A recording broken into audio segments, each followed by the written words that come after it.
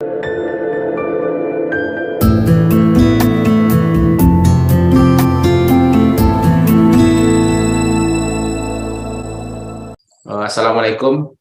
warahmatullahi wabarakatuh. Waalaikumsalam warahmatullahi wabarakatuh. Alhamdulillah rabbil alamin. Allahumma sholli ala Muhammad wa ala ali Muhammad. Syukur pada Allah Subhanahu wa taala, dengan izinnya kita alhamdulillah kita bisa bertemu pertama sekali dalam rangka silaturahmi sesama penyuluh. Yang kedua, mungkin kita mau belajar atau berbagi. Kita minta hari ini narasumber Novika Sari Harahap, penyuluh dari Dumai. Kita minta nanti Novika memperkenalkan diri secara langsung pada kawan-kawan yang hadir. Kemudian selawat dan salam pada Nabi besar Muhammad SAW. Kami ucapkan terima kasih kepada Bu Novika Sari Harahap yang bersedia menjadi narasumber pada hari ini. Mudah-mudahan ilmunya yang diberikan berkah dan kami pun mendapat manfaat. Untuk tidak lebih memperpanjang kata-kata pembukaan, kita mungkin langsung saja minta Novika menyampaikan materi. Silakan Bu Novi. Assalamualaikum warahmatullahi wabarakatuh. Waalaikumsalam.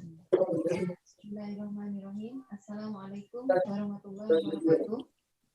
Suaranya kurang keras Bu Novi. Kurang keras ya.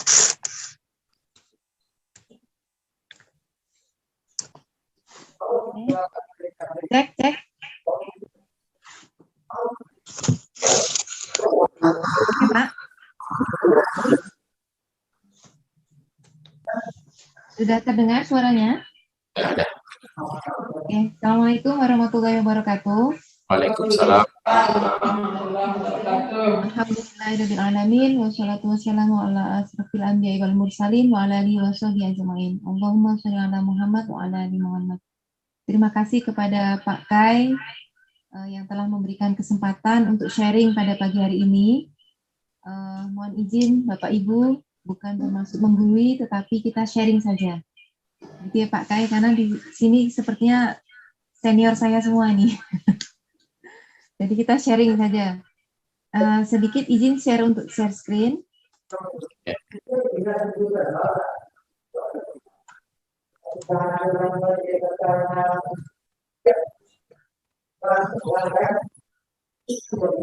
Sesuai tema yang diberikan oleh Pak Kai dalam surat kemarin, bahwa kita pagi ini ingin membahas tentang teknik penulisan buku bagi penyuluh. Sebelumnya perkenalkan, nama saya Novika Sari Harahap. Mungkin kalau dilihat dari nama, mereknya seperti orang Medan, tapi saya lahir di Jogja. Jadi restoran gitu ya, Jogja dengan Medan. Tapi alhamdulillah awak orang Sumando juga. Karena kami orang Payakumbuh gitu ya. Jadi campur-campur Indonesia Raya. Medan, Jawa, Payakumbuh. Jawa, Medan, Payakumbuh. Ya, gitulah Pak. Indonesia Raya. Saat ini saya menjabat penyuluh sebagai jabatan fungsional saya adalah penyuluh pertanian madya, dan saya sebagai kepala BPP Mendakampai Kota Dumai di bawah instansi Dinas Ketahanan Pangan dan Pertanian Kota Dumai di Provinsi Riau. Latar belakang menulis saya Pak, guru menulis saya itu orang tua, kemudian suami, penulis-penulis lain, mungkin dosen-dosen saya, dan juga para pembaca tulisan saya Pak. Mereka adalah guru-guru saya supaya saya lebih baik gitu kan. Kemudian beberapa pengalaman menulis saya. Dulu pernah belajar bersama dengan Pak Kai, belajar menulis karya tulis ya Pak di Jambi. Kemudian saya pernah menulis resensi buku juga, makalah. Kemudian publikasi jurnal, ada proceeding, ada beberapa artikel di Cyber Extension. Dan ini materi penyuluhan yang sering kita buat ya Pak ya sebagai penyuluh. Kemudian ada juga menulis, misalnya di buku misteri, bisa juga kita menulis di web atau medsos biasanya. Dan pengalaman buku, itu ada buku solo, ada 2 buku solo yang sudah launching, sudah terbit, yaitu buku Penyuluh Pertanian Antara Idealita dan Realita, kemudian buku Kiat Sukses Budidaya Tanaman Jagung, Kacang Tanah, dan Kedelai. Dan ada juga buku antologi fiksi, yaitu How to Love Yourself. Ada juga buku antologi non-fiksi, yaitu Titik Terbaik dan Museum Memori. Itu 5 buku yang sudah terbit, Pak. Alhamdulillah sudah launching dan sudah terbit. Nah, kenapa penyuluh harus menulis? Ini menjadi pertanyaan ya, Pak. Kita ini kan kerjanya menyuluh petani, kenapa sih harus menulis? Yang pertama, tulisan kita itu sebagai media penyuluhan jangka panjang. Jadi saat kita sudah tiada nanti, tulisan kita tetap abadi. Diharapkan seperti itu. Jadi, kapanpun kalau kita berbicara seperti ini, nanti 5 menit kemudian sudah lupa apa yang kita bicarakan. Tetapi ketika kita tuangkan dalam tulisan, dia akan long life gitu sifatnya. Bisa dibaca oleh generasi kita yang akan datang. Kemudian sebagai penyuluh kita harus mengembangkan profesi. Dan kita ada itu kayak item ke-6. Penunjang itu kan harus mengembangkan profesi. Kita menulis. Salah satu media juga untuk kita beraktualisasi. Sebenarnya UMI gitu ya, saya itu sebenarnya bagaimana dan harus bagaimana gitu ya. Penyuluh. Dan itu bisa kita tuangkan dalam bentuk tulisan. Dulu kita tidak bisa menulis, ketika kita sudah menulis, kita sudah satu langkah berkembang. Dan tulisan kita ini, Pak, juga bisa sebagai fungsi evaluasi.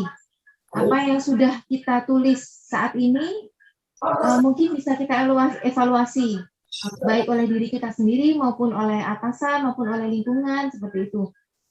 Dan yang tidak kalah penting, tulisan kita itu adalah bukti kinerja kita, yang bisa tercatat, terukur, dan dapat dinilai. Karena kalau kita bicara seperti ini kan tidak bisa, ukurannya beda ya Pak, subjektif gitu ya. Tetapi kalau dia dalam bentuk buku, dia sudah ada standar nasional. Bagaimana standar PUEBI, bagaimana standarnya karya tulis, seperti itu sudah ada standar nasionalnya. Dan dapat dinilai.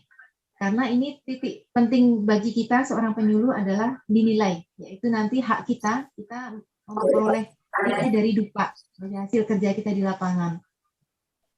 Nah, jenis-jenis tulisan, ini kita masih pakai Permenpan 35 tahun 2009 ya Pak. Karena kita turunan Permenpan 35 2020 belum ada permentannya, jadi kita masih mengacu ke sini. Ada beberapa tulisan yang dinilai, yang kita boleh pilih salah satu atau kita boleh mengerjakan lebih dari satu. Yang pertama adalah karya tulis ilmiah hasil pengkajian di bidang pertanian yang diedarkan secara internasional maupun nasional dalam bentuk buku maupun dalam bentuk majalah ilmiah. Baik yang itu dipublikasikan atau yang tidak dipublikasikan. Standar internasional maupun nasional itu dibuktikan dengan ISBN yang nanti dikeluarkan oleh Perpusnas di Jakarta ya Pak. Kemudian ada juga dalam bentuk ulasan, gagasan sendiri di bidang pertanian, dipublikasikan ataupun tidak. Dan juga bisa kita menyadur buku atau menerjemahkan buku-buku asing, kita terjemahkan ke dalam bahasa Indonesia. Dan ini nilainya tergantung masing-masing ya Pak ya. Kalau tingkat internasional mungkin nilainya kalau dalam buku Permentan sudah ada nilainya, kita tinggal mengacu di sini. Dan itu kebijakan tim penilai nanti. Tetapi kalau usulan, kalau untuk tingkat nasional dalam bentuk buku bisa 12 nilainya Pak. Sangat prestisius untuk seorang penyuluh Pak, untuk mengajar angka DUPA. Kemudian sebetulnya apa kiat yang digunakan kita supaya kita ini bisa menulis gitu ya. Yang penting karya itu adalah karya sendiri, asli dan bukan plagiat atau copy paste tulisan orang. Kemudian jika kita mengambil pendapat orang, harus mencantumkan nama penulis. Dan kita harus taat kaidah dan taat aturan penulisan buku. Tulisan itu biasanya kita kan seorang penyuluh ini, tulislah apa yang kita lakukan dan lakukan apa yang sudah kita tulis. Nah, itu kita sudah punya poin itu Pak. Setiap hari kita punya buku agenda gitu Pak ya. Agenda tulisan kita hari ini, kemudian nanti realisasi kita hari ini. Nah, itu sudah bisa nanti menjadi bahan tulisan Pak. Kemudian kita harus memberi waktu kepada diri kita sendiri setiap hari, sempatkan walaupun 100 kata kita menulis. 100 kata kayaknya tidak banyak ya, mungkin sekitar 1 paragraf atau 2 paragraf gitu ya Pak ya. Atau bisa mulai dari 10 kata. 10 kata itu misalnya, hari ini saya ingin menulis tapi saya belum bisa nulis. Nah, ada 10 kata ya Pak, misalnya. Kita latih setiap hari. Tapi tiap hari itu terus tulisannya gimana? Setiap hari, misalnya hari ini kita 10 kata. Besok naik jadi 11 kata, besok 12 kata. Hari ini saya mau nulis, tapi saya belum bisa menulis. Bagaimana ya, ada 13 kata ya Pak. Misalnya seperti itu. Jadi terus kita kembangkan setiap hari. Konsisten setiap hari. Seperti kita nulis di Facebook, kan kita bisa setiap hari menulis, atau kita menulis WA, itu latihan menulis sebetulnya Pak. Cuma terkadang tidak kita inventaris saja tulisan-tulisan kita di Facebook dan di WA. Coba kita inventaris, mungkin sudah jadi buku itu Pak. Gitu ya. Kemudian kita tulis, kita simpan. Kita peram istilahnya gitu Pak, kita simpan, kemudian nanti kita baca lagi, kita tulis lagi, kita peram seperti itu. Jadi begitu kita dapat ide, kita tulis, jadi nanti seperti potongan puzzle. Puzzle itu sedikit demi sedikit kita rangkai, nanti jadi suatu gambar atau tampilan yang bagus. Kemudian yang tidak kalah penting, kita harus banyak baca Pak. Kita membaca, dengan membaca itu kita memperkaya literasi, kita memperkaya kosakata, memperkaya wawasan, gaya bahasa kita juga semakin berkembang. Kemudian kita harus percaya diri juga bahwa kesempurnaan tulisan kita itu terletak pada ketidaksempurnaannya. Kita harus percaya diri bahwa saya bisa. Dan yang penting kita harus mau belajar dan belajar. Seperti hari ini saya belajar dari Pak Kai, belajar untuk menyampaikan materi. Gitu Pak ya, saya diberi kesempatan wahana untuk belajar. Jadi kita saling sharing, saling take and give. Jadi tidak ada kata berhenti belajar. Karena Rasulullah mengajarkan kita belajar dari buayan hingga dari yang lahat gitu Pak ya. Nah, Rasul insya Allah kita on the track saja gitu. Nah, biasanya apa kendala menulis kita nih? Ada kendala internal, ada eksternal Pak. Kendala internal itu biasanya umur. Kita merasa sudah tua, aduh, udah tak bisa menulis gitu ya. Memang padahal banyak tokoh-tokoh senior kita justru menulis tulisan emasnya itu dalam usia yang sudah tidak lagi muda. Contohnya Buya Hamka. Beliau menulis justru ketika di dalam penjara, ketika dalam usia yang tidak muda lagi. Gitu kan ya Pak? Kemudian ada yang, pendidikan, saya kan pendidikannya tidak tinggi, kenapa menulis tuh kayaknya kurang ini. Tidak. Banyak juga novelis-novelis atau anak-anak muda yang jadi penulis. Atau mungkin, saya kurang paham pengetahuan. Terus akhirnya kita lemah untuk memotivasi diri, akhirnya jadi malas. Setelah itu ngantuk atau lapar, kita jadi malas nulis gitu. Jadi banyak kendala internal kita. Nah, kendala eksternal kita apa? Misalnya tidak ada kesempatan. Kita sibuk di lapangan sebagai penyuluh, kita sibuk, kita tidak punya waktu, seakan-akan kita tidak punya waktu untuk diri kita sendiri. Atau hambatan teknis, kita tidak punya komputer, tidak punya alat-alat untuk menulis. Sebetulnya hambatan-hambatan itu bisa kita akalin gitu ya Pak ya. Kita bisa menulis pakai kertas apapun gitu ya. Zaman dulu menulis di atas kertas atau di atas batu atau di atas apa. Jadi yang penting zaman Rasulullah dulu menulis di atas tulang gitu ya Pak ya. Ketika menulis Al-Quran pertama kali itu kan Al-Quran dibukukan kan belum jadi mushaf kan, masih dalam bentuk tulang. Ada yang menulis di lembaran-lembaran kayu atau apa gitu ya. Jadi semua bisa dipakai. Dan hambatan teknis itu biasanya itu ketika kita melihat lingkungan kita tidak ada yang menulis, saya jadi nggak nulis seperti itu. Jadi kita butuh itu. Nah, bisa kita menganalisa kendala-kendala gitu kita dengan analisis SWOT. Kekuatan kita di mana? Saya ini suka bicara. Bagaimana jika saya suka bicara ini saya tulis? Itu jadi kekuatan ya Pak. Tapi saya lemah nih menulis. Kita bisa Pak pakai HP. Sekarang kan ada teknologi yang kita bicara saja sudah keluar tulisan di situ ya Pak. Berarti kekuatan saya bicara, kelemahan saya tidak bisa ngetik, bisa dengan teknologi. Kesempatan. Saya nggak punya kesempatan nih. Gimana caranya? Nah, caranya seperti tadi. Setiap pagi misalnya habis sholat subuh, habis ngaji misalnya, kita sempatkan 10 menit untuk menulis 10 kata setiap hari. Jadi kita bisa mencari kesempatan dalam kesempitan seperti itu Pak. Atau mungkin ketika sambil menunggu kita petani datang dalam pertemuan, ada 10 menit bisa kita coret-coret di buku. Nanti kita pindahkan gitu, kita kumpulkan. Nah, hambatan kita apa di lapangan? Nah, itulah hambatan dan kelemahan itu kalau bisa kita kecilkan, kita tekan dengan kekuatan dan kesempatan supaya kita bisa menulis. Nah, kalau kita sudah menulis nih Pak, kita sudah punya tulisan. Nah, bagaimana tulisan itu bisa menjadi buku? Tulisan itu kan harus diedit. Apakah kita menggunakan jasa editor, ataukah kita edit sendiri? Pelan-pelan kita baca, kita edit, gaya bahasanya, tanda bacanya, titik komanya, apakah kata-katanya itu sudah sesuai dengan kaidah WEBI, atau sudah sesuai dengan kaidah penulisan ilmiah, itu kita yang memutuskan. Kita bisa menggunakan editor atau bisa menggunakan edit mandiri. Kemudian dalam menerbitkan, kita bisa menggunakan penerbit mayor. Penerbit mayor itu artinya penerbit yang besar, yang sudah punya nama, atau kita terbitkan sendiri. Kita modalin sendiri, kita terbitkan sendiri, gitu kan Pak, kita urus ISBN, seperti itu. Jadi pilihan kita, mana? Kelemahan atau kelebihan masing-masing ada. Kalau di penerbit mayor, kita tentu biasanya penerbit besar itu, dia standarnya lebih tinggi, standar tulisannya, kemudian dia juga antrinya lebih panjang, bisa diterbitkan tulisan itu bisa 2 tahun, tergantung antrian panjangnya. Dan tergantung penerimaan si penerbit. Genre penerbit sama tidak dengan genre tulisan kita. Kalau penerbit itu dia menerbitkan non-fiksi, mau nggak tidak dia menerbitkan tulisan kita yang fiksi, seperti itu.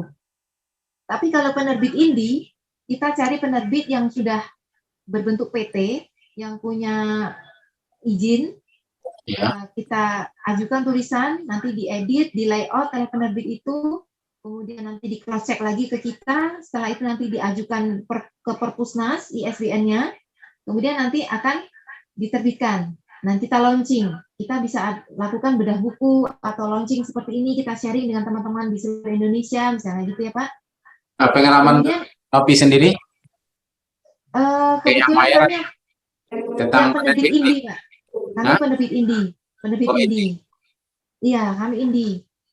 Jadi dengan mandiri semuanya gitu Pak. Karena kita kan sebagai pemula gitu Pak ya, orang belum kenal siapa saya. Orang belum tahu siapa gitu. Kecuali kita sudah punya nama, kita biasanya penerbit mayor akan berebut meminta karya kepada kita.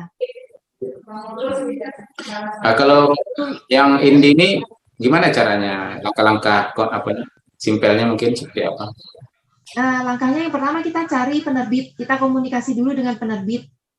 Kalau bisa penerbitnya yang bonafit gitu Pak ya, yang sudah punya PT atau yang sudah punya CV yang terdaftar. Dia punya badan hukum dan lain sebagainya. Terus nanti kita komunikasi tulisan kita ini bagaimana kelayakannya diterbitkan. Kemudian nanti mereka akan mengedit, kita pakai jasa editor dari penerbit atau dari kita. Kemudian nanti di layout, kita diskusi lama tuh Pak, cukup lama. Kemarin penerbitan itu sekitar hampir setengah tahun juga. Terus kemudian nanti setelah oke semuanya, diajukan ke Perpusnas, nanti keluar nomor ISBN, baru dicetak. Setelah itu baru launching. Ya, cetak dengan biaya sendiri berarti? Biaya sendiri ya, semuanya biaya sendiri Pak. Iya. Berapa biasanya? Ya Pak? Berapa biayanya? Relatif Pak. Jadi semakin banyak buku yang kita cetak, semakin murah tentu biaya percetakannya. Tapi kalau kemarin karena saya di Jawa, mungkin agak murah ya Pak. Saya cetak di Jawa, itu kemarin sekitar 4 jutaan. Berapa eksemplar di 4 juta itu? Berapa? Saya kebetulan cetak yang pertama itu 100 kemarin Pak. Iya. Kemudian dalam membuat tulisan menjadi buku, itu ada pilihan juga Pak, kita mau menulis solo atau mau antologi. Solo itu artinya kita menjadi penulis single dalam tulisan itu. Kalau di dalam buku Permentan ini, itu ada pilihan kita kan Pak, 2 orang, 3 orang, atau 4 orang. Kalau 1 orang tentu angka kredit untuk kita sendiri. Kalau 2 orang tentu dibagi kan Pak. Di sini ada pembagian nilainya ya. Kalau 4 orang itu biasanya penulis utama 40% nilainya, penulis 3, 4 dan 2, 3, 4 itu 20%. Pembagian ada di Permentan. Kemudian kalau secara antologi gitu Pak ya. Kalau secara solo tentu kaidahnya sesuai di sini. Apakah nilainya 12 jika itu di-share di nasional, ataukah 8 jika dia bentuk tidak dipublikasikan dan lain sebagainya, itu ada nilainya. Dan mungkin masing-masing penilai nanti punya kebijakan lain gitu ya Pak. Nah, kemudian untuk publikasi itu pilihan kita, mau kita publikasikan atau tidak. Karena beberapa penulis itu setelah bukunya jadi ada yang tidak pede Pak. Nah, dipublikasikan, takut dibaca orang misalnya gitu kan, takut dikritik orang. Justru kritikan orang inilah yang menyempurnakan tulisan kita. Publikasi berarti kita siap untuk dikritik dan kita harus siap dengan ISBN, ada standar nasional untuk publikasi. Dan jika tidak dipublikasi, biasanya tidak perlu ISBN dan disimpan di perpustakaan. Gitu ya Pak, itu untuk tulisan menjadi buku. Dan untuk masalah biaya itu relatif, karena dia tergantung dari layoutnya seperti apa, jumlah halamannya, besarnya buku, dan banyak hal gitu. Jadi itu tidak menjadi patokan. Mungkin kalau di Sumatera Barat bisa lebih murah gitu Pak. Ya, jadi itu relatif.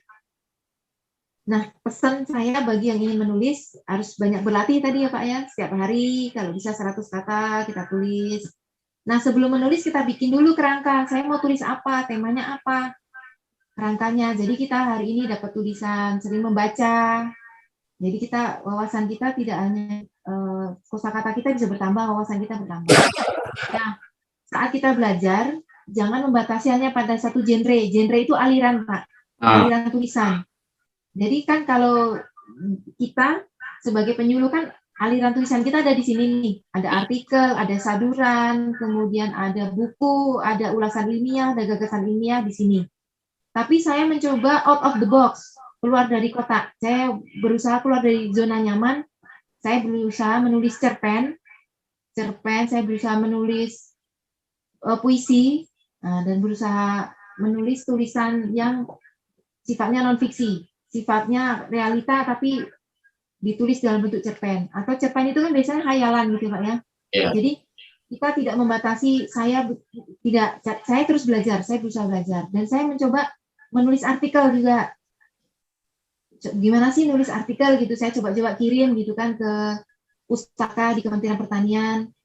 Coba nulis, nanti mereka review, oh ini tulisannya lead-nya seperti ini, bridge-nya seperti ini, kan istilah-istilah tulisan itu kan seperti itu. Saya dikoreksi. Senang saya Pak, oh berarti begini ya nulis artikel itu. Ternyata berbeda dengan nulis KTI.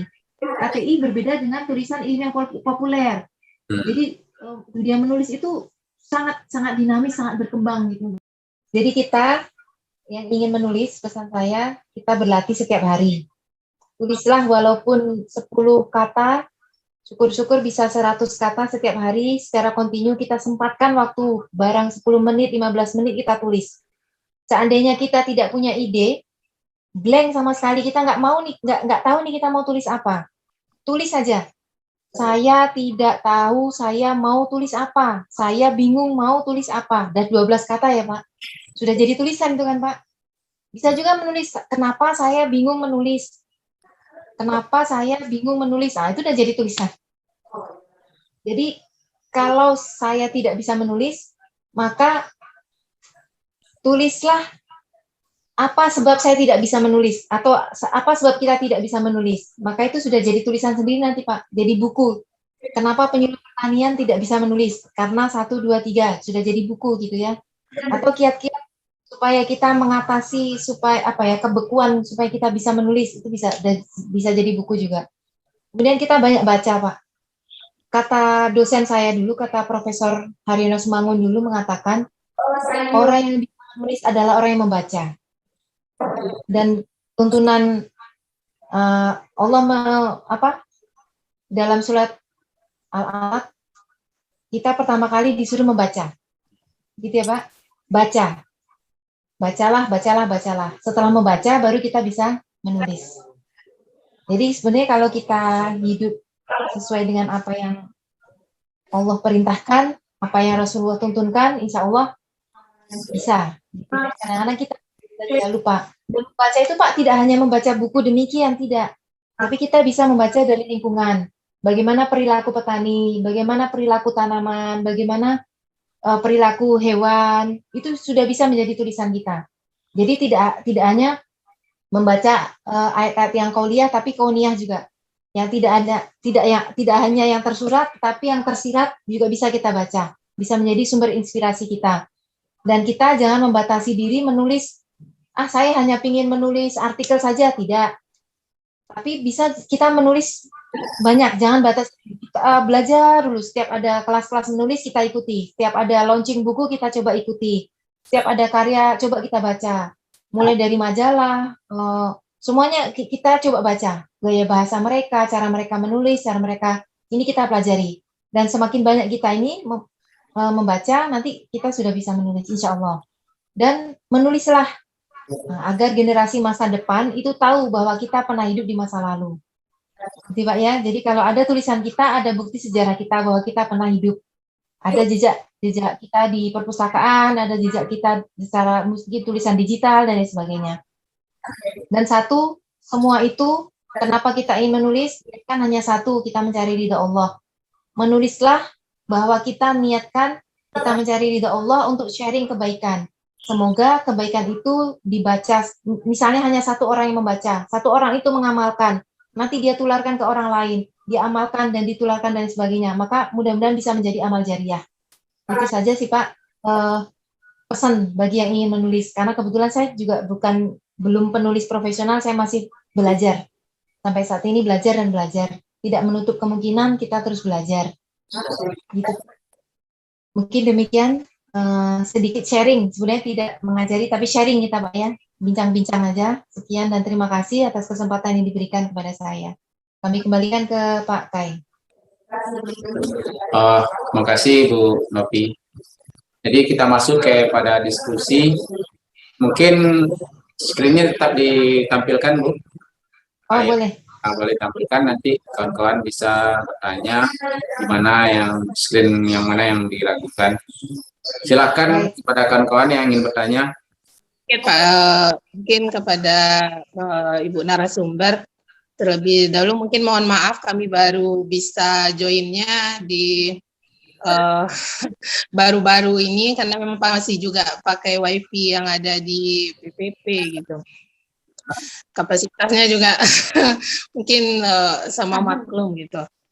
Mungkin yang ingin kami tanyakan sebenarnya kalau bakat menulis itu ada gitu, artinya kita punya keinginan untuk menulis. Cuman kadang-kadang Bu memang moody gitu, kadang-kadang kita memang apa namanya tergantung apa ya moodnya gitu.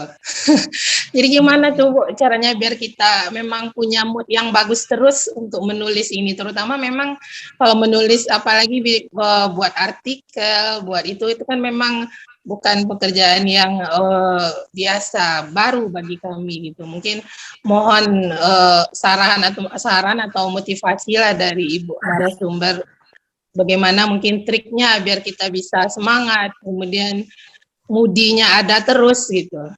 Mungkin itu sedikit Pak Khairun, terima kasih. Terima kasih Dik. Silakan Bu Novi ditanggapi aja langsung. Siap Pak, saya coba ya Pak. Jadi ini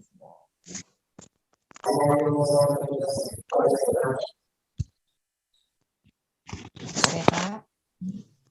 Jadi Bu, saya coba menjawab. Yang pertama, ketika kita lagi mood nulis, semangat, kita banyak menulis gitu ya Bu. Ketika kita tidak mood, kita kayaknya nggak ada yang mau ditulis gitu ya, bingung gitu ya. Jadi saran saya Bu, ketika kita sedang tidak mood menulis, maka pada saat itulah kita harus menulis. Jadi istilahnya dipaksa, terpaksa, terpaksa, dan akhirnya terbiasa. Jadi apa ya, ketika Ibu tidak mood menulis nih Bu, Ibu ambil pena, tulis saja, saya sedang tidak mood menulis karena saya tidak punya ide. Karena itu Ibu sudah menulis tuh. Jadi nanti ketika di ujung-ujung itu, oh iya ya kemarin nyambungnya ke sini, seperti itu. Jadi itu Bu, kata guru-guru kami, pada saat kita sedang tidak ingin menulis, tidak punya mood menulis, maka disitulah titik kita harus menulis. Istilahnya kalau dalam bahasa kita penyuluh itu Bu, titik kritisnya gitu ya Bu ya. Titik kritis kita itu seperti itu. Atau misalnya ketika kita ini ya Pak Kai, ketika kita lagi malas sholat, nah saat itulah kita paksa untuk sholat. Seperti itu Bu kayaknya pengalaman sedikit. Walaupun kadang-kadang mungkin kalau lagi mood kita bisa nulis 1 halaman gitu, tapi kalau tidak mood kita mungkin cuma 10 kata, 20 kata, tetapi tetap kita istiqomahkan menulis Bu. Tetap setiap hari kita harus alokasikan waktu kita menulis. Misalnya kita komitmen nih Bu, yang penting kita punya komitmen. Setiap hari saya harus menulis apapun yang terjadi gitu misalnya ya. Misalnya Ibu punya waktu jam 4 pagi, setelah sholat atau apa gitu Ibu duduk depan laptop. Saya harus nulis. Tulis saja, apapun gitu Ibu tulis. Sudah tulis Ibu save. Simpan Bu, jangan dibaca dulu. Nanti 3 hari, berapa hari Ibu baca tulisan-tulisan kemarin. Oh ini sambungnya ke sini, ini sambungnya ke sini gitu. Jadi nanti Ibu seperti kita pilah-pilah sendiri, jadi terus saja kita menulis. Atau misalnya artikel, kita nulis artikel nih, waduh lagi nggak ada ide, blank nih ide nih. Tulis aja dulu Bu, semampu Ibu, 1 paragraf pun jadi, tulis dulu. Baru kita save. Setelah kita save, nanti Ibu coba jalan, mungkin mana tahu baca buku, atau mana tahu di jalan ketemu petani, oh ini dapat ide lagi, tulis langsung dulu Bu, tulis dulu di kertas. Nanti setelah ada waktu baru kita salin, kita jadikan satu.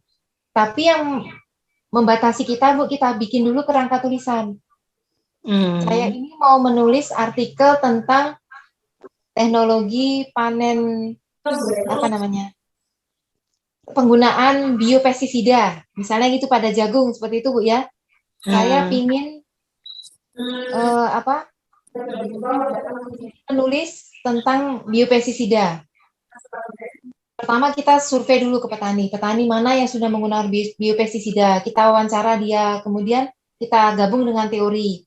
Nah itu kan tidak bisa 1 hari Bu ya, kita harus dengan ada namanya kita studi literatur, kemudian ada studi lapangan, kemudian baru proses penulisan. Nah itu kita bikin dulu kerangkanya. Pertama testimoni petani, yang kedua dari literatur misalnya dari Sinar Tani misalnya, yang ketiga mungkin dari pengalaman senior Pak Khairul misalnya, atau mungkin dari wawancara dari POPT atau dari apa, itu kita kumpulkan Bu. Nah nanti setelah jadi baru kita tulis, kita rangkai. Dan pesan guru kami ketika kita menulis biasanya yang menjadi kendala kita karena kita ingin tulisan kita itu sempurna, kita ingin tulisan kita bagus. Kalau belum bagus, nggak usah nulis lah, tidak bagus, saya belum pede, belum apa, tidak. Justru ketika kita merasa tidak pede itu Bu, tulis saja Bu, tulis. Walaupun skala masih untuk diri kita.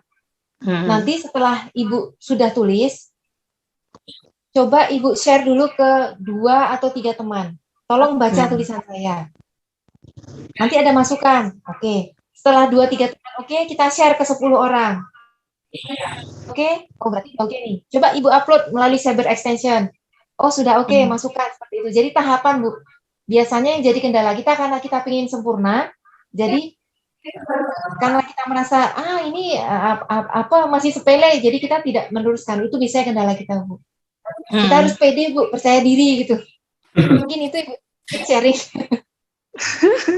Apalagi kita ibu-ibu nih ya Bu ya, banyak nih nak masak, nak pengasuhan, nak ke kantor lagi, nak ini, nak itu gitu Bu ya. Jadi banyak, apalagi kondisi kita udah lelah, sudah ngantuk, aduh aku nak ditulis gitu Bu ya.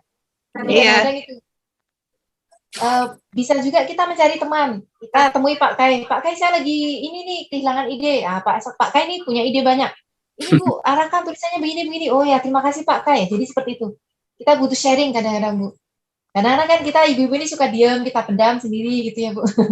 Mungkin itu sedikit Bu, mohon maaf kalau kurang pas. Gimana Adik? Ya, biasanya memang seperti ini Bu, tapi alhamdulillah memang pernah bikin tulisan, memang konsultasinya sama Pak Khairun Bu. Memang udah pernah sih, tapi insya Allah ke depannya memang harus dipaksakan ya Bu ya. Memang harus dipaksakan ya. Dipaksa, terpaksa, dan terbiasa mudah-mudahan. Iya, mudah-mudahan. Ya terima kasih Bu. Ya. Sama-sama Bu ya. Jadi rumusnya dipaksa, terpaksa, terbiasa. Iya.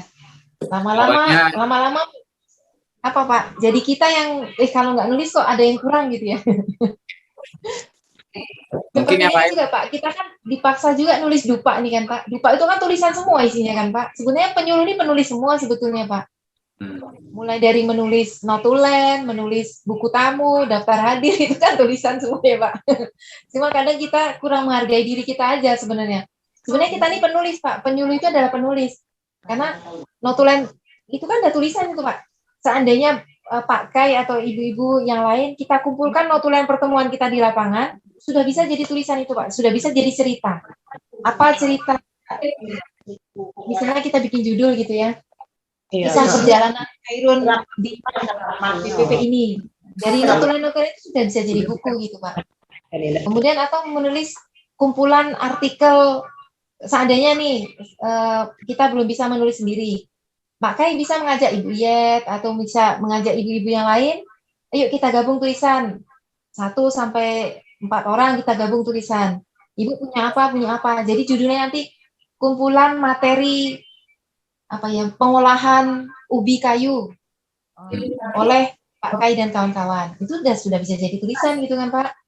Nanti ada versi Pak Kai, ada versi Ibu, ada versi ini, ada 4 orang penulis dan bisa digotong royong. Baik dari kesulitan penulisan, baik dari pendanaan, baik maupun dari memperluas wawasan. Kan kalau katanya 2 kepala lebih baik dari 1 kepala, 4 kepala lebih baik dari 1 kepala kan gitu ya Pak. Jadi kita prinsip gotong royong gitu. Insya Allah bersama kita bisa. Jadi mungkin tidak perlu 1 BPP, mungkin bisa juga Pak suatu saat kan Pak Kai punya artikel, saya punya artikel, Ibu Iyat punya artikel, kita gabung Pak. Jadi penyuluh Nusantara kan gitu Pak. Nggak harus kita harus 1 wilayah kerja, tidak. Yang buku saya, apa itu Pak, yang buku antologi itu Pak, kumpulan puisi itu dari seluruh Indonesia yang nulis Pak. Penyuluh. Tidak hanya penyuluh, dia beragam profesi. Nah, untuk penyuluh nanti tanggal 6 Oktober kami ada seminar nasional Pak, tulisan seluruh penyuluh-penyuluh se-Indonesia. Nanti tanggal 6 Oktober hari Rabu, 1 pekan lagi. Jadi prinsipnya gitu Pak, kita gotong royong dari kementerian. Iya. Online kan? Online Pak, via Zoom. Bisa dibagi linknya nanti? Boleh insya Allah Pak, kalau nanti ada tentang penulisan-penulisan nanti kami share. Dan tidak menutup kemungkinan Pak, Dumai dan Payakumbuh kita kerjasama bikin buku gitu kan Pak? Ya, apalagi penyuluh Dumai dan penyuluh Payakumbuh gitu, kita saling bahu-membahu karena kita ini penyuluh ini saudara Pak. Oke, apalagi Bu Nopi kan orang Payakumbuh, Semando. Iya, awak orang Payakumbuh juga, tapi bahasa Jawa. Iya Pak. Jadi kedekatan emosional itu ada kita Pak ya, sesama label kita penyuluh itu ada gitu, kita saling support gitu. Oke. Pun demikian Pak, nanti kami belajar YouTube dari Pak Kai, belajar belum pengolahan dari Ibu Yadni, misalnya begitu kan ya Bu, kita saling belajar. Karena kami kemarin baru pulang Bu dari Payakumbuh Bu, belajar di sana. Oh. Iya Bu. Oke. Kami ke Tanah Datar, pergi ke BPP apa di Salu apa namanya lupa, Salimpaung. Nah, kami pergi ke sana, belajar, kami pergi ke Cubada. Mana tahu besok kami ke Payakumbuh juga kan Bu, belajar, kita sharing itu Bu. Jadi kalau iya, mampir ke Payakumbuh Bu. Iya, mampir ke Payakumbuh lagi Bu. Insya Allah Bu. Nah, kebetulan mertua saya orang Payakumbuh Bu. Sekarang giliran saya nampaknya bertanya. Oh siap Pak. Atau Bu Med atau Bu Dewi? Ini. Atau Bu Med? Ada yang mau ditanyakan? Assalamualaikum. Waalaikumsalam. Waalaikumsalam Bu. Perkenalkan Bu, saya Harneti dari BPP Lamposi Tigo Nagori. Oh ya. Saya kebetulan masuknya ini udah selesai pemateri ya Bu ya. Yang saya mau tanyakan ini Bu, berapa minimal untuk penulisan buku karya ilmiah ini Bu, minimal lembarannya gitu Bu. Terima kasih, cuma itu Bu, terima kasih. Ya, terima kasih Bu, ini senior kami nih. Ibu Neti. Ibu Neti. Ini Bu menjawab, kalau untuk karya tulis ilmiah itu Bu, kita kan banyak ragamnya. Kalau untuk yang dibukukan, kalau untuk karya tulis ilmiah yang dalam bentuk misalnya seperti tesis atau skripsi, itu kan kalau di kampus ada standarnya. Tetapi kalau di buku itu sepertinya Bu di atas 30 atau 60 lembar. Iya Bu. Kalau untuk yang kemarin karya tulis ilmiah yang lomba tingkat nasional itu minimal dia 30 lembar. 30 lembar. Ya Bu, 30 lembar, Bu. minimal. Oh iya iya iya. Ya, dia di atas itu. Nah, itu untuk yang standar karya tulis yang dalam bentuk dalam bentuk belum bentuk buku ya Bu, masih naskah atau apa. Nah, kalau untuk buku biasanya Bu karena nanti dia ukurannya jadi A5 lebih kecil, biasanya dia lebih banyak lagi jumlah katanya. Kalau katanya itu sekitar 150.000 kata atau 300.000 kata. Kalau standarnya gimana ya? Kalau satu lembar itu berapa kata tuh Pak? Kayak biasanya Pak? 1.000 kata misalnya ya? Satu lembar 1.000 kata. Berarti kalau 300.000 itu berarti 300 halaman. Kalau yang saya baca, Bu, saya baca untuk minimal untuk kredit poin itu untuk karya tulis ilmiah dalam bentuk buku itu minimal 5.000 kata. Ya, itu yang bentuk ulasan yang mungkin ya Pak ya, yang lebih tipis ya. Tapi kalau untuk buku bersandar ISBN, tentu Bu dari Perpusnas kan ada standarnya. Itu. Kalau kita belum bisa dalam bentuk buku, Bu, dalam bentuk artikel juga bisa, Bu. Artikel itu minimal 4 halaman atau 5 halaman, yang 5.000 kata tadi ya Pak Kai. Nah, yang nanti kami dengan teman-teman penyuluh Indonesia itu yang tanggal 6 Oktober itu kami minimal 5 halaman, Pak. Jadi banyak artikel, kita gotong royong. Jadi supaya tidak ini Bu, jangan sampai masalah halaman itu jadi faktor yang menakutkan kita ya Bu. Nanti sudah mulai menulis nanti tahu-tahu sudah 10 halaman gitu Bu. Nggak usah dipikir dulu halamannya. Yang penting tulis saja dulu Bu. Oke, Bu. Iya, karena kalau kita kadang mikir halaman tak jadi-jadi kita menulis. Aduh, takut dulu kita gara-gara halaman itu Bu. Betul. Jadi, tulis aja dulu Bu. Yang penting tulis saja dulu. Itu ya Bu. Oke, Bu. Terima kasih banyak. Assalamualaikum warahmatullahi wabarakatuh. Waalaikumsalam. Bu Dewi ada Bu Dewi atau Bu Med? Kalau enggak, saya yang akan bertanya. Ini kelas apa nih kayaknya nih? Siapa? Bu Novi, saya mau lihat slide ke-5 tentang kalau enggak salah yang ke-5 tadi tentang permentan itu. Ini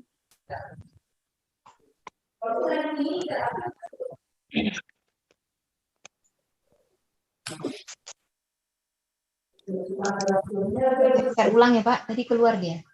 Oh.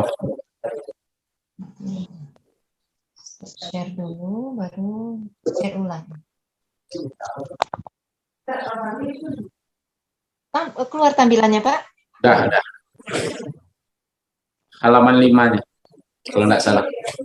Halaman 5, sebentar saya malah nggak keluar nih slide-nya Pak. Bentar.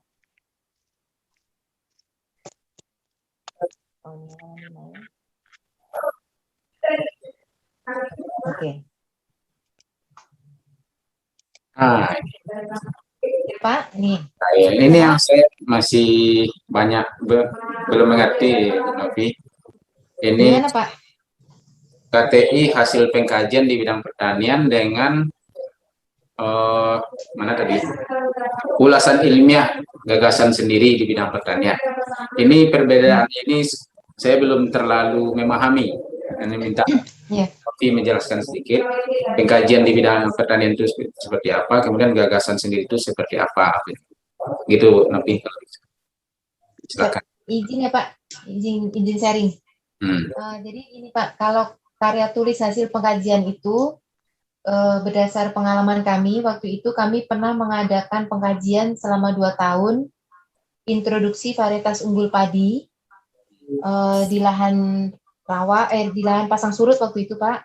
Kami introduksi berbagai varietas, kemudian mulai dari Demplot, Dem Area sampai Dem Farm waktu itu selama 2 tahun. Ada sekitar 10 varietas kalau kami tak salah. Nah, itu kami catat, Pak. Kami catat dia perkembangan masing-masing varietas, kemudian dengan waktu itu kontrolnya adalah varietas lokal.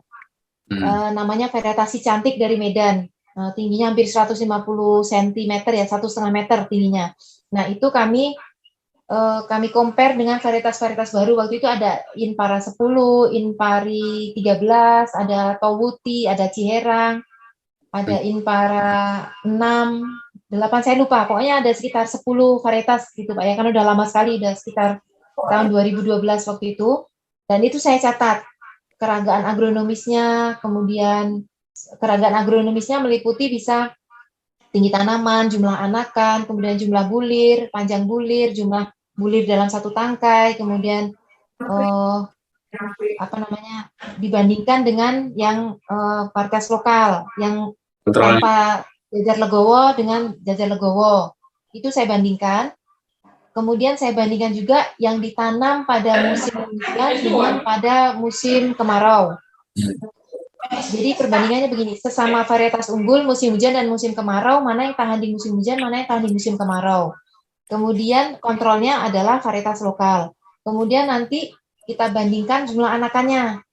Kita bandingkan, pokoknya keragaman agronomisnya itu kita bandingkan. Nah, itu saya tulis, Pak. Jadi artinya ini kayak penelitian, berarti hasil penelitian ya? Iya, karena pengkajian, kita mengkaji, tapi tidak seperti penelitian, betul Pak, tidak seperti penelitian di kampus. Karena kita kan tentu kelasnya berbeda. Kita kan kelas lapangan, kita fakta lapangan. Nah, jadi waktu itu saya bandingkan, saya compare, kemudian dengan analisa sederhana pakai Excel biasa, kemudian saya ulas mana yang bisa spesifik lokasi yang bisa dikembangkan.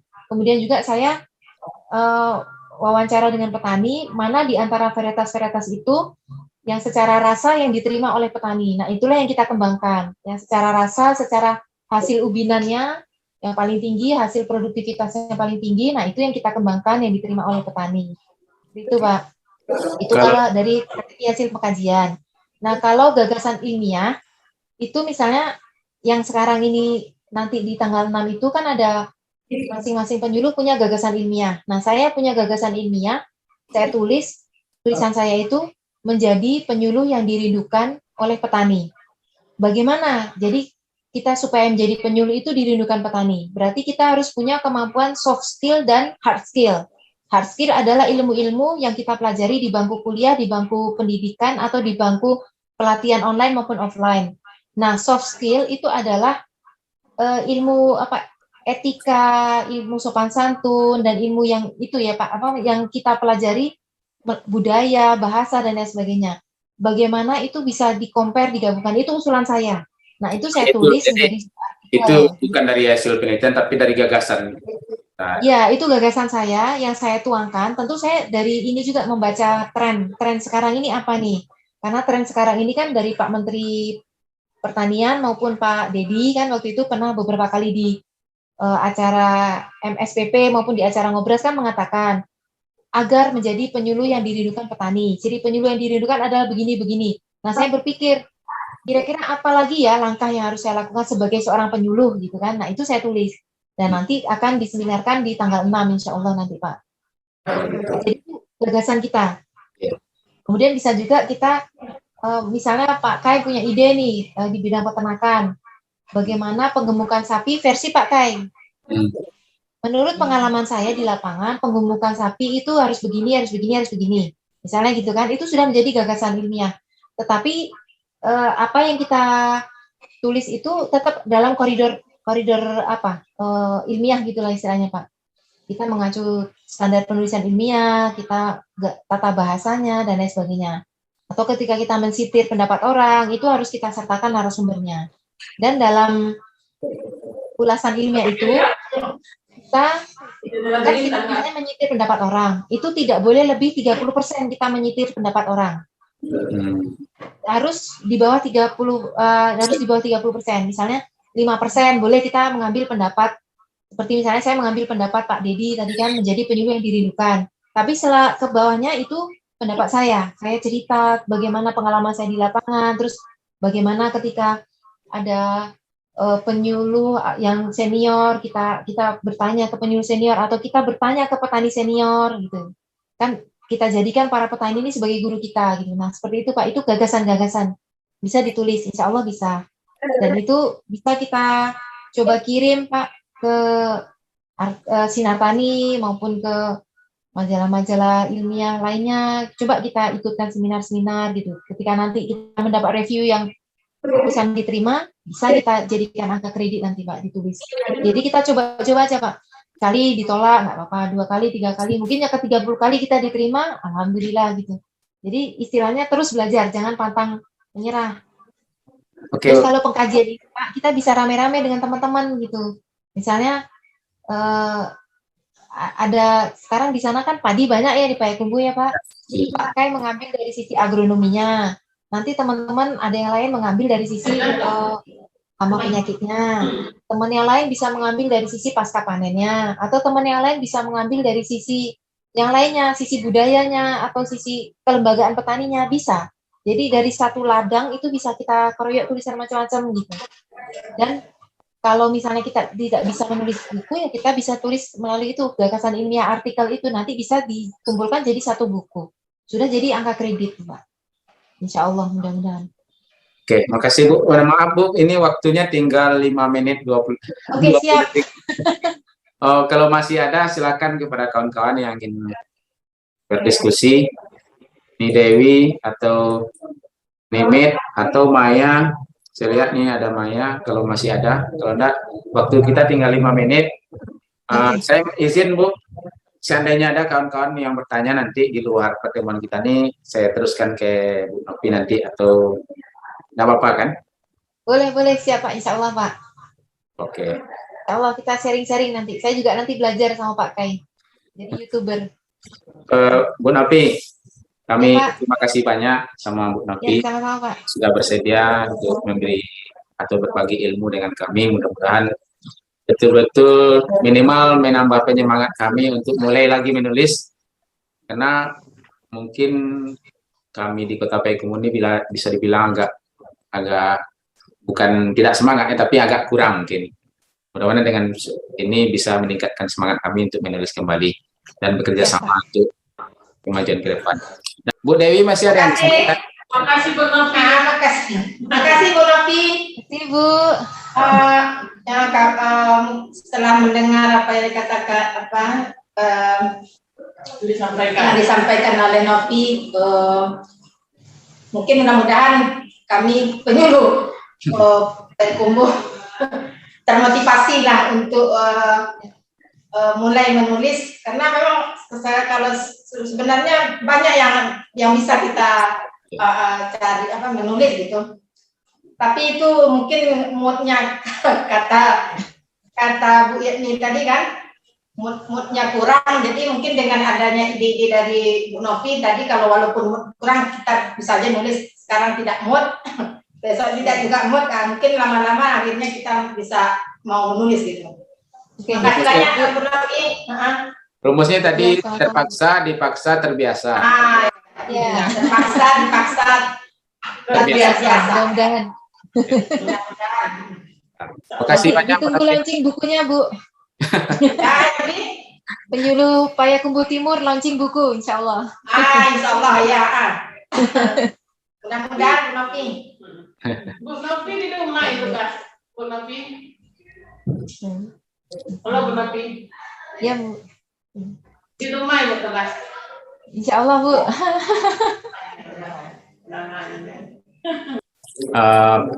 Kita pamit ya. Terima kasih Pak. Mohon maaf kalau ada yang salah-salah kata Ibu-ibu. Mohon maaf nih para senior kami nih. Terima kasih sudah diberi kesempatan. Mohon maaf. Senior di penyuluh, tapi senior di penulisan mungkin enggak. Sharing. Saya rekam tapi enggak apa-apa kan? Ya Pak, silakan Pak. Nanti minta rekamannya Pak. Rancak YouTube direkam. Sudah direkam, mudah-mudahan bisa di-share nanti. Ya siap. Terima kasih, kita tutup ya. Sama-sama. Ya. Kita bacakan alhamdulillahirobbilalamin. Assalamualaikum warahmatullahi Alhamdulillahirobbilalamin. Waalaikumsalam. Warahmatullahi wabarakatuh. Waalaikumsalam warahmatullahi wabarakatuh. Terima kasih Bapak Ibu. Terima kasih. Silakan. Udah di foto Pak Kai? Foto. Udah di screenshot? Oh iya ya.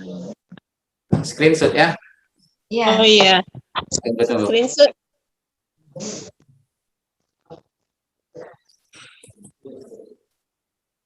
So, tahu di Menang kan, nak, ya, terus ya, terus Menang.